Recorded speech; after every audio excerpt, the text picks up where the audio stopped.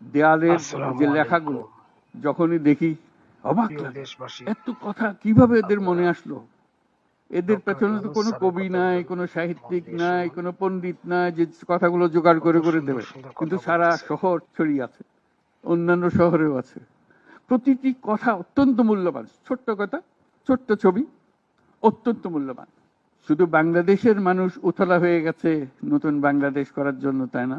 আমাদের যত বাংলাদেশী সারা দুনিয়া জুড়ে আছে, তোমরা একটু আগে বলেছো তাদের কথা, তারা সবাই বলছে যে আমরা আসতে চাই, আমরা এই নতুন স্বপ্ন বাস্তবায়নে শরিক হতে চাই। কাজে তারা, তোমরা যে ঢেউ উঠিয়েছ শুধু এখানকার মনে না, সারা দুনিয়ার বাংলাদেশিদের মনে এই ঢেউ উঠিয়েছ, তারাও যোগ দিতে চায়।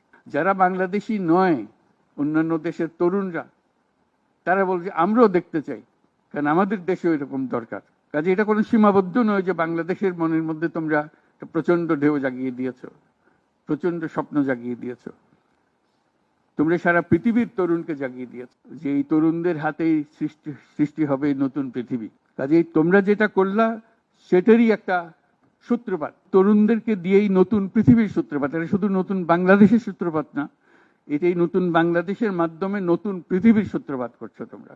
তোমরা ইতিহাস।